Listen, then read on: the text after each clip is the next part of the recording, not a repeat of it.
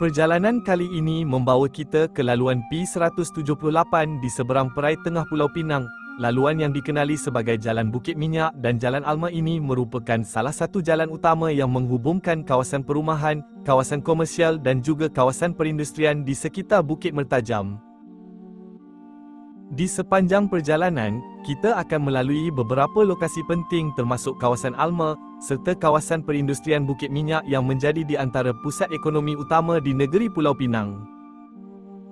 Walaupun kelihatan seperti jalan biasa, laluan P178 memainkan peranan yang cukup penting dalam pergerakan harian ribuan pengguna jalan raya setiap hari.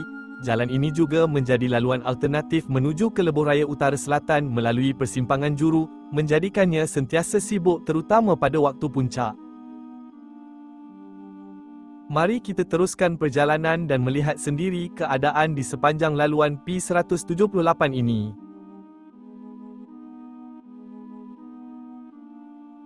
Selain berfungsi sebagai laluan utama di kawasan Alma dan Bukit Minyak, Jalan P178 turut menerima projek naik taraf bagi meningkatkan kelancaran trafik.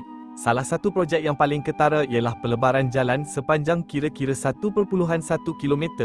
Projek ini melibatkan laluan bermula dari persimpangan Jalan Bukit Minyak berhampiran Kota Permai sehingga ke Jalan Alma yang terletak berhadapan stesen minyak Shell. Sebelum kerja naik taraf dilaksanakan, laluan ini sering berdepan kesesakan terutama pada waktu puncak apabila ribuan kenderaan menggunakan jalan yang sama untuk ke tempat kerja, kawasan perniagaan dan kawasan perumahan. Bagi mengatasi masalah tersebut, jalan ini telah dinaik taraf kepada 4 lorong 2 hala. Penambahan lorong ini membantu meningkatkan kapasiti trafik serta melancarkan pergerakan kenderaan di sepanjang laluan.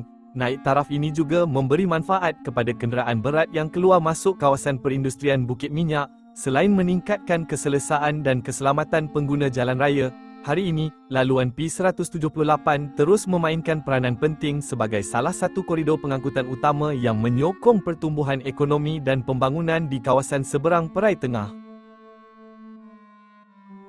Apabila melihat laluan P178 secara keseluruhan, jelas bahawa jalan ini bukan sekadar laluan penghubung biasa.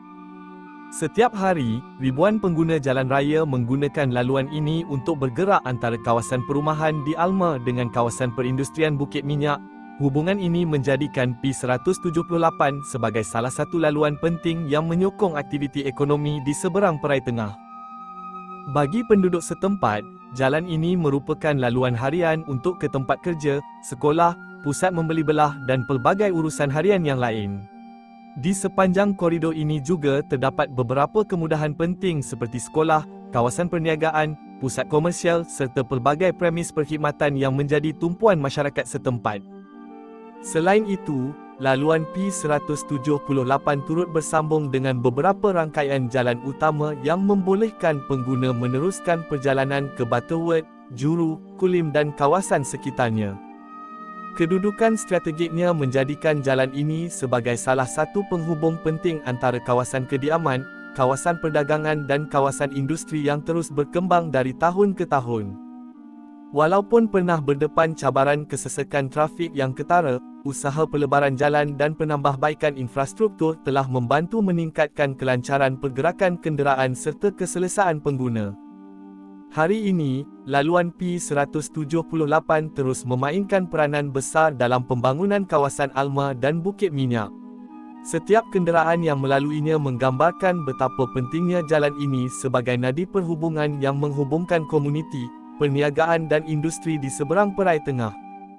Terima kasih kerana mengikuti perjalanan di laluan P178.